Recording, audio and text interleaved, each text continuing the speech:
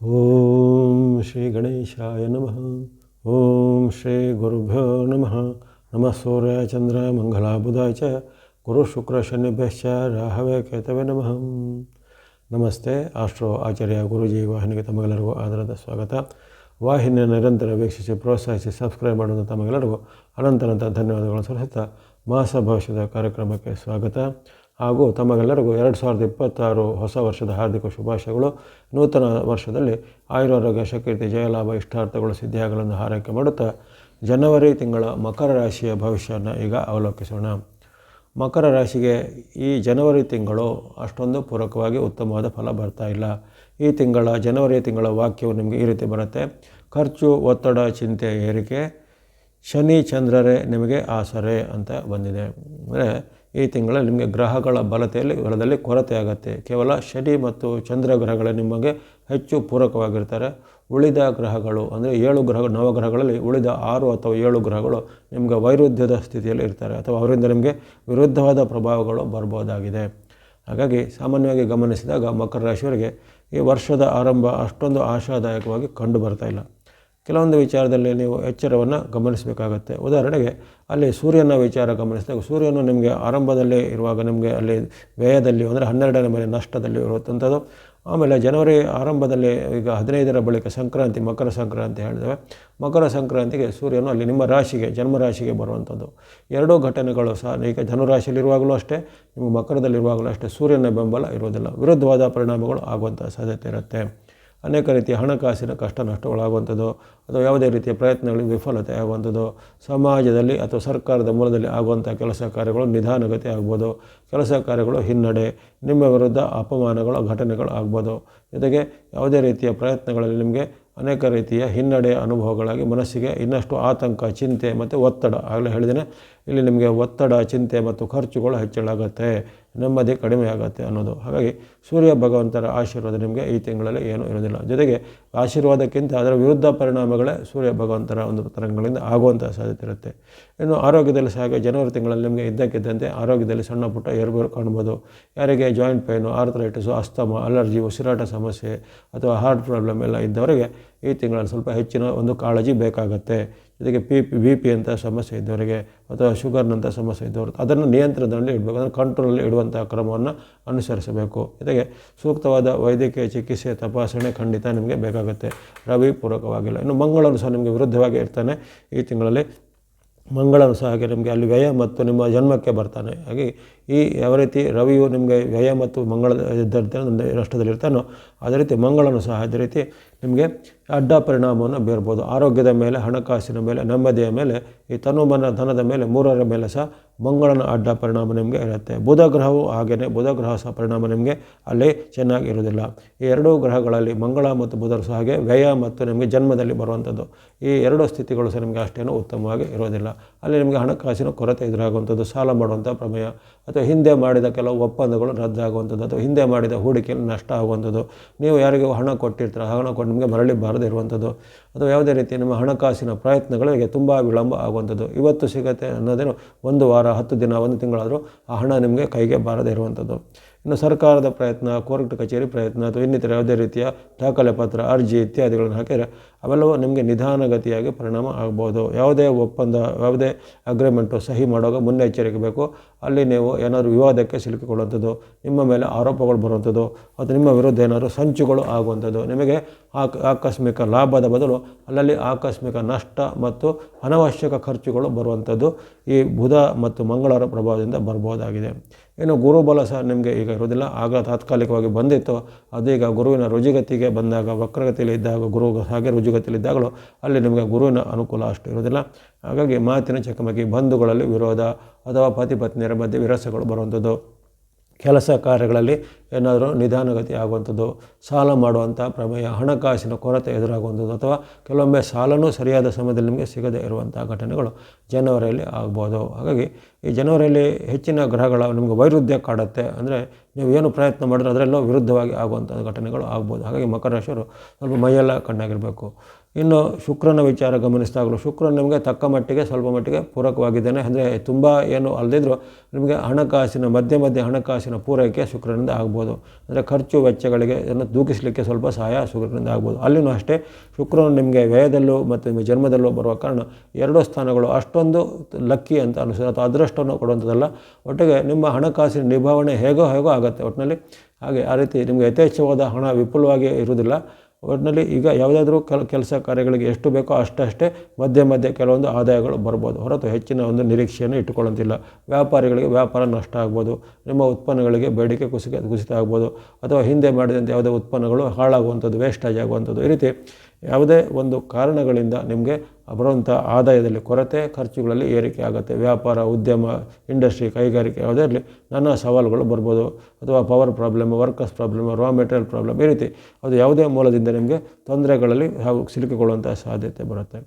ಇನ್ನು ನಿಮಗೆ ಶನಿ ಮಹಾರಾಜರು ಅಷ್ಟೇ ನಿಮಗೆ ಪೂರಕ ಅಂತ ಹೇಳಿದ್ದೇನೆ.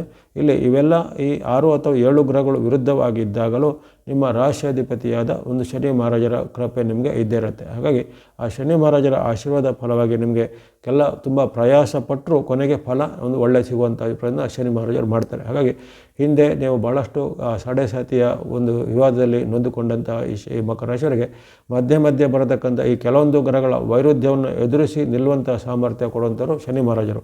ಹಾಗೆ ಅವರು ನಿಮಗೆ ಎಂದು ಜನವರಿ ತಿಂಗಳ ಸಹ ಕೈ ಬಿಡೋದಿಲ್ಲ. ಅವರು ಹೆಚ್ಚಿನ ಒಂದು ನಿಮಗೆ ಲಾಭವನ್ನು ಜಯವನ್ನು ಕೊಡಲಿಕ್ಕೆ ಅವರು ಶ್ರಮ ಬರುತ್ತೆ. ಜೊತೆಗೆ ಯಾವುದೇ ನ್ಯಾಯ ಮಾರ್ಗದಲ್ಲಿ ಯಾವುದಿದೆ ಅಂದರೆ ರುಜು ಮಾರ್ಗ ಅಂತ ಹೇಳ್ತಾರೆ, ಅಡ್ಡದಾರಿಯಲ್ಲಿ ಹೋಗುವಂಥ ಅಥವಾ ಅಡ್ಡದಾರಿಯಲ್ಲಿ ಸಿಗುವಂಥ ಆದಾಯಗಳಿಗೆ ಶನಿ ಮಹಾರಾಜ ಯಾವತ್ತೂ ಅವರು ಪ್ರೇರೇಪಣೆ ಮಾಡೋದಿಲ್ಲ. ನಿಮಗೆ ನೇರವಾದ ರುಜು ಮಾರ್ಗದಲ್ಲಿ ಹೋಗುವಂಥ ಏನೇನು ನಿಮ್ಮ ಆದಾಯ ಮೂಲ ಇದೆ, ಯಾವುದಾದ್ರೂ ನಿಮ್ಮ ಹಣಕಾಸಿನ ಮೂಲ ಇದೆ, ಅದನ್ನು ಶನಿವಾರ ಅಭಿವೃದ್ಧಿ ಪಡಿಸ್ತಾರೆ.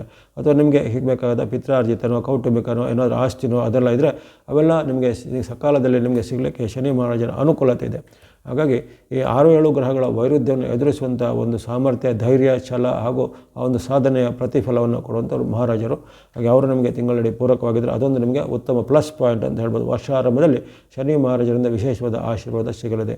ಜೊತೆಗೆ ನಿಮ್ಮ ದೀರ್ಘಕಾಲದ ಕೆಲವು ಪ್ರಯತ್ನಗಳಿಗೆ ಆಕಸ್ಮಿಕವಾಗಿ ಫಲ ಸಹ ಬರ್ಬೋದು. ಅಂದರೆ ನೀವು ನಿರೀಕ್ಷೆ ಮಾಡದೇ ಇರೋದಿಲ್ಲ, ನಿರೀಕ್ಷೆ ಸಹ ಇರೋದಿಲ್ಲ ಅಂತ ಅನಿರೀಕ್ಷಿತ ಪ್ರತಿಫಲಗಳು ಸಹ ಮಹಾರಾಜರಿಂದ ಬರ್ಬೋದು ಮಕರ ರಾಶಿಯವರಿಗೆ. ಹಾಗೆ ಇವೆಲ್ಲನೂ ಚೆನ್ನಾಗಿ ಸದುಪಯೋಗ ಪಡಿಸಿಕೊಳ್ಳುವಂಥದ್ದು. ಇನ್ನು ರಾಹುಕೇತುಗಳ ವಿಚಾರ, ರಾಹು ನಿಮಗೆ ವಿರುದ್ಧ ಅಥವಾ ಕೇತುನ ವಿರುದ್ಧವಾಗಿದ್ದಾರೆ. ಅಂದರೆ ರಾಹುಕೇತುಗಳು ಸಹ ನಿಮಗೆ ವಿರುದ್ಧವಾಗಿರೋದ್ರಲ್ಲಿ ರಾಹು ನಿಮ್ಮ ಧನಸ್ಥಾನಕ್ಕೂ ಕೇತು ಅಷ್ಟಮ ಸ್ಥಾನಕ್ಕೂ ಇರುವ ಕಾರಣ ಈ 2 ಗ್ರಹಗಳು ಸಹ ನಿಮಗೆ ಹಣಕಾಸಿನ ಮೇಲೆ, ಆರೋಗ್ಯದ ಮೇಲೆ ಅಡ್ಡ ಪರಿಣಾಮ ಬೀರ್ಬೋದಾಗಿದೆ. ಹಾಗಾಗಿ ಒಟ್ಟಾರೆ ಈ ಗಮನಿಸಿದಾಗ ಜನವರಿ ತಿಂಗಳ ಫಲಿತಾಂಶದಲ್ಲಿ ನಿಮಗೆ 6 ಅಥವಾ 7 ಗ್ರಹಗಳ ವೈರುಧ್ಯವನ್ನು ಎದುರಿಸುವಂಥ ಪರಿಸ್ಥಿತಿ ಬರುತ್ತೆ. ಶನಿ ಮಹಾರಾಜರು, ಶುಕ್ರ ಗ್ರಹ ತಕ್ಕ ಮಟ್ಟಿಗೆ, ಜೊತೆಗೆ ಚಂದ್ರ ಗ್ರಹದ ಒಂದು ಅನುಗ್ರಹ ನಿಮಗೆ 18 ದಿನಾಂಕಗಳಲ್ಲಿ ಸಿಗುತ್ತೆ. ಚಂದ್ರನ ಅನುಕೂಲತೆ ಇರುವಂಥ ದಿನಾಂಕಗಳನ್ನು ಹೇಳ್ತೀನಿ, ಡೇಟ್ಗಳನ್ನು ಅದನ್ನು ಗಮನಿಸಿಕೊಳ್ಳಿ. ಯಾವ್ಯಾವ ದಿನಗಳು ನಿಮಗೆ ಚಂದ್ರನ ಬಲ ಅಥವಾ ಚಂದ್ರನ ಬೆಂಬಲ ಇರುತ್ತೆ ಅದನ್ನು ನೀವು ಪ್ರಮುಖವಾದ ಕೆಲಸ ಕಾರ್ಯಗಳಿಗೆ, ಒಪ್ಪಂದ ಸಹಿ ಮಾಡಲಿಕ್ಕೆ, ಭೇಟಿಯಾಗಲಿಕ್ಕೆ ಅಥವಾ ಇನ್ನಿತರ ಯಾವುದೇ ಪ್ರಮುಖವಾದ ಕೆಲಸ ಕಾರ್ಯಗಳಿಗೆ ಆ ದಿನಗಳನ್ನು ಸದ್ಬಳಕೆ ಮಾಡಿಕೊಳ್ಳುವಂಥದ್ದು. ಈ ಜನವರಿಯಲ್ಲಿ ನಿಮಗೆ ಚಂದ್ರ ಬಲ ಇರುವಂಥ ಡೇಟ್ಗಳು ಜನವರಿ 2, 3, 4, 5, 11, 12, 13, 14, 15, 19, 20, 21, 22, 23, 24, 25, 30, 31 ಸುಮಾರು 18 ದಿನಾಂಕಗಳಲ್ಲಿ ನಿಮಗೆ ಚಂದ್ರನ ಬೆಂಬಲ ಇರುತ್ತೆ. ಹಾಗಾಗಿ ಆ ಚಂದ್ರನ ಬೆಂಬಲ ಇರುವಂಥ 18 ದಿನಗಳು ನಿಮಗೆ ಸಿಕ್ಕಿವೆ. ಸಾಮಾನ್ಯವಾಗಿ ಕೆಲವೊಂದು ರಾಶಿಗೆ 15 ದಿನ 14 ದಿನ ಎಲ್ಲ ಸಿಗುತ್ತೆ. ನಿಮಗೆ ಅದೃಷ್ಟವಶಾತ್ ಚಂದ್ರನು ಈ ತಿಂಗಳಲ್ಲಿ 18 ದಿನಾಂಕಗಳಲ್ಲಿ ನಿಮಗೆ ಉತ್ತಮ ಆಶೀರ್ವಾದನ ಮಾಡ್ತಾನೆ. ಹಾಗಾಗಿ ಯಾವ ರೀತಿ ಒಂದು ತಾಯಿ ಅಥವಾ ಮಾತೃ ಸಮಾನವಾದ ಒಂದು ಆಶೀರ್ವಾದ ರಕ್ಷಣೆ ಇರುತ್ತೋ ಅಂಥ ಒಂದು ವಿಶೇಷವಾದ ಆಶೀರ್ವಾದ ಚಂದ್ರನು ಯಾವ ರೀತಿ ಕೊಡ್ತಾನೆ, ಯಾರಿಗೆ ತಾರತಮ್ಯ ಮಾಡೋದಿಲ್ಲ. ಯಾವ ರೀತಿ ತಾಯಿಗೆ ಎಲ್ಲ ಮಕ್ಕಳು ಸಮಾನ ಪ್ರೀತಿ ಇರುತ್ತೋ ಅದೇ ರೀತಿ ಈ ಒಂದು ಚಂದ್ರನ ಒಂದು ಅನುಗ್ರಹ ನಿಮಗೆ 18 ದಿನಾಂಕಗಳಲ್ಲಿ ಸಿಗಲಿದೆ. ಶನಿ ಮಹಾರಾಜ ಅನುಗ್ರಹ ತಿಂಗಳ ಪೂರ್ತಿ ಇರಲಿದೆ. ಹಾಗಾಗಿ ನೀವು ಇಂತಹ ದಿನಾಂಕಗಳನ್ನು ಸದ್ಬಳಕೆ ಮಾಡಿಕೊಳ್ಳುವಂಥದ್ದು. ಜೊತೆಗೆ ಈ ತಿಂಗಳಲ್ಲಿ ನಿಮ್ಮ ತನು ಮನ ಧನದ ಒಂದು ಸಂಯಮ ಮತ್ತು ಎಚ್ಚರಿಕೆ ಖಂಡಿತ ಬೇಕು. ಯಾವುದೇ ರೀತಿಯ ಆತುರ ನಿರ್ಧಾರ ಬೇಡ, ಅವಸರ ನಿರ್ಧಾರ ಬೇಡ, ಅಪರಿಚಿತರಲ್ಲಿ ವ್ಯವಹಾರ ಮಾಡುವಂಥದ್ದು ಬೇಡ, ದೊಡ್ಡ ಮೊತ್ತದ ಸಾಲ ಕೊಡೋದು ಪಡೆಯೋದು ಎಲ್ಲ ಬೇಡ. ಜೊತೆಗೆ ಯಾವುದೇ ರೀತಿಯ ಒಂದು ಕಲಹ, ವಾಗ್ವಾದ ಅಥವಾ ಇನ್ನಿತರ ಯಾವುದೇ ರೀತಿಯ ವಿವಾದದಲ್ಲಿ ಸಿಲುಕಿಕೊಳ್ಳುವಂಥದ್ದೆಲ್ಲ ಬೇಡ. ಯಾಕಂದರೆ ಸಾರ್ವಜನಿಕ ಜೀವನದಲ್ಲಿರೋರಿಗೆ, ಸೆಲೆಬ್ರಿಟಿಗಳಿಗೆ, ಸಿನಿಮಾ ರಂಗ, ರಾಜಕೀಯ ರಂಗದಲ್ಲಿರೋರಿಗೆ ಈ ತಿಂಗಳಲ್ಲಿ ಹಲವಾರು ಅಪವಾದಗಳು, ನಿಮ್ಮ ಮೇಲೆ ಏನೋ ಆರೋಪಗಳು ಬರ್ಬೋದು ಅಥವಾ ನಿಮ್ಮ ವಿರುದ್ಧ ಸಂಚುಗಳು ಸಹ ಬರ್ಬೋದು. ಹಾಗಾಗಿ ಅವೆಲ್ಲದರ ಬಗ್ಗೆ ತುಂಬ ಒಂದು ಮುನ್ನೆಚ್ಚರಿಕೆ ಖಂಡಿತ ಬೇಕು. ಇನ್ನು ಪತಿ ಪತ್ನಿಯರು, ಸೋದರರು ಇವೆಲ್ಲರೂ ಬಾಂಧವ್ಯದಲ್ಲಿ ಚೆನ್ನಾಗಿರಬೇಕು. ಯಾರು ಮಕರ ರಾಶಿ ಇರ್ತಾರೆ ಅವರಿಗೆ ಈ ಒಂದು ದಾಂಪತ್ಯದಲ್ಲಿ ಜಗಳಗಳು ಬರ್ಬೋದು, ಸಹೋದರರ ಮಧ್ಯೆ ಜಗಳ ಬರ್ಬೋದು, ತಂದೆ ತಾಯಿ ಮತ್ತು ಮಕ್ಕಳ ಮಧ್ಯೆ ಜಗಳ ಬರ್ಬೋದು. ಹಾಗಾಗಿ ಅವೆಲ್ಲ ಕಲಹ, ವಾಗ್ವಾದ ವಿವಾದಗಳಿಂದ ಖಂಡಿತ ಜನವರಿಯಲ್ಲಿ ನೀವು ದೂರ ಇರಲೇಬೇಕಾಗತ್ತೆ. ಜೊತೆಗೆ ನಿಮಗೆ ಈ ಒಂದು ಕಾಲದಲ್ಲಿ ನೀವು ಬಳಸುವಂಥ ಬಣ್ಣಗಳ ವಿಚಾರ ಗಮನಿಸಿದರೆ ಕೇವಲ ನೀವು ಶನಿ ಮಹಾರಾಜರ ಅನುಕೂಲವಾದ ಬಣ್ಣ ಬ್ಲೂ ಅಥವಾ ನೀಲಿ ಬಣ್ಣವನ್ನು ತಿಂಗಳ ಪೂರ್ತಿ ಬಳಸುವಂಥದ್ದು. ಬ್ಲೂ ಅಥವಾ ನೀಲಿ ಬಣ್ಣ ಮತ್ತು ಸಂಖ್ಯೆ 8 ಈ ತಿಂಗಳ ಪೂರ್ತಿ ಬಳಸುವಂಥದ್ದು. ತಕ್ಕ ಮಟ್ಟಿಗೆ ಮಧ್ಯೆ ಮಧ್ಯೆ ಶುಕ್ರನ ಅನುಗ್ರಹ ಸಹ ಕೆಲವೊಮ್ಮೆ ಆಗಲಿದೆ. ಹಾಗಾಗಿ ನಿಮಗೆ ಒಂದು ಫ್ರೆಂಡ್ಲಿ ಅಂದರೆ ಮೈತ್ರಿ ಇರುವಂತಹ ಬಣ್ಣವಾದ ಬಿಳಿ ಅಥವಾ ವೈಟ್ ಬಣ್ಣವನ್ನು ವೈಟ್ ಅಥವಾ ಬಿಳಿ ಬಣ್ಣ ಮತ್ತು ಸಂಖ್ಯೆ 6 ನಂಬರ್ 6 ಸಹ ನೋಡಿಕೊಂಡು ಬಳಸ್ಕೊಳ್ಳುವಂಥದ್ದು. ಚಂದ್ರನ ಅನುಗ್ರಹ ಇರುವಂಥ 18 ಡೇಟ್ಗಳನ್ನು ಹೇಳಿದ್ದೇನೆ. ಆ ಚಂದ್ರನ ಅನುಗ್ರಹ ಇರುವಂಥ 18 ದಿನಾಂಕಗಳಲ್ಲಿ ನೀವು ವಿಶೇಷವಾಗಿ ಈ ಸ್ನೋ ಅಥವಾ ಹಿಮದ ಬಣ್ಣ ಮತ್ತು ಸಂಖ್ಯೆ 2 ನಂಬರ್ 2 ಆ ಡೇಟ್ಗಳಲ್ಲಿ ಬಳಸ್ಕೊಳ್ಳುವಂಥದ್ದು. ಇನ್ನು ಆಗಲೇ ಹೇಳಿದ್ದೇನೆ ನಿಮಗೆ 7 ಗ್ರಹಗಳ ವೈರುಧ್ಯ ಇರುತ್ತೆ ಈ ತಿಂಗಳಲ್ಲಿ. ರವಿ, ಕುಜ, ಬುಧ, ಗುರು, ರಾಹು, ಕೇತು ಇವೆಲ್ಲವೂ ನಿಮಗೆ ವಿರುದ್ಧವಾಗಿ ಇರ್ತಾರೆ. ಹಾಗಾಗಿ ಇವೆಲ್ಲ ವೈರುಧ್ಯವನ್ನು ನಾವು ಹೇಗೆ ಮೆಟ್ಟು ಅಂದರೆ ಭಕ್ತಿ ಮಾರ್ಗ, ಧರ್ಮ ಮಾರ್ಗ, ದಾನ ಮಾರ್ಗ ಅಂತ ಗೊತ್ತಿರುತ್ತೆ. ಹಾಗಾಗಿ ದೇವರ ಭಕ್ತಿಯನ್ನು ಮಾಡುವಂಥದ್ದು, ವಿಶೇಷವಾಗಿ ನಿಮ್ಮ ಕುಲದೇವರೋ ಇಷ್ಟ ದೇವರ ಭಕ್ತಿ ಮಾಡುವಂಥದ್ದು. ಈಶ್ವರ ಅಥವಾ ಶಿವನ ಭಕ್ತಿ ಮಾಡ್ಬೋದು, ಹನುಮಾನ ಅಥವಾ ಆಂಜನೇಯನ ಭಕ್ತಿ, ಗಣೇಶನ ಭಕ್ತಿ, ಸುಬ್ರಹ್ಮಣ್ಯ ಸ್ವಾಮಿ, ದುರ್ಗಾ ದೇವತೆ ಅಮ್ಮನವ್ರ ಭಕ್ತಿ, ಈ ರೀತಿ ನಿಮಗೆ ಮನಸ್ಸಿಗೆ ಒಪ್ಪುವಂಥ ಯಾವುದೇ ದೇವತಾ ಸ್ವರೂಪವನ್ನು ಅಥವಾ ವೆಂಕಟೇಶ್ವರ, ರಂಗನಾಥ, ರಾಮ, ಕೃಷ್ಣ ರೂಪದಲ್ಲಿ ವಿಷ್ಣುವಿನ ಭಕ್ತಿ ಸಹ ಮಾಡ್ಬೋದು. ವಿಷ್ಣು ಸಹಸ್ರನಾಮ ಪಠನೆ, ಶಿವನ ಅಷ್ಟೋತ್ತರ, ಶಿವಲಿಂಗ ಅಷ್ಟಕ, ಬಿಲ್ವ ಅಷ್ಟಕದ ಪಠನೆ. ಅದೇ ರೀತಿ ಈ ಗುರು ದತ್ತಾತ್ರೇಯರು, ನಿಮಗೆ ಗುರು ಬಲ ಸಹ ಇರುವುದಿಲ್ಲ, ಗುರು ದತ್ತಾತ್ರೇಯರಿಗೆ ಸಂಬಂಧಪಟ್ಟ ಭಕ್ತಿ ಮಾಡ್ಬೋದು. ನವಗ್ರಹಗಳ ಸ್ತೋತ್ರ, ನವಗ್ರಹಗಳ ಪೀಡಾ ಪರಿಹಾರ ಸ್ತೋತ್ರ, ನವಗ್ರಹಗಳ ಅಷ್ಟೋತ್ತರ, ಈ ರೀತಿ ನಿಮಗೆ ಮನಸ್ಸಿಗೆ ಒಪ್ಪುವಂಥ ಯಾವ ರೀತಿಯ ಭಕ್ತಿಗಳನ್ನು ಮಾಡುವುದು.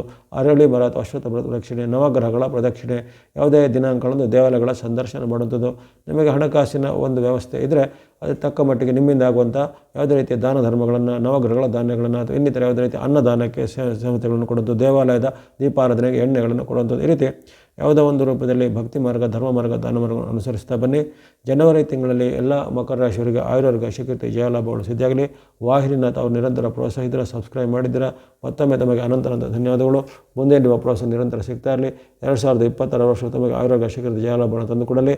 ಈಗಾಗಲೇ ವರ್ಷದ ಭವಿಷ್ಯವನ್ನು ಪ್ರಸಾರ ಮಾಡಿದ್ದೇನೆ, ಅದನ್ನು ಹಲವರು ವೀಕ್ಷಿಸಿದ್ದೀರಾ. ಯಾರು ವೀಕ್ಷಿಸಿಲ್ಲ ಭವಿಷ್ಯವನ್ನು ವೀಕ್ಷಿಸಿಕೊಳ್ಳಿ. ಸರ್ವೇಶಾನಂ ಸನ್ಮಂಗಲಾನಿ ಭವಂತು.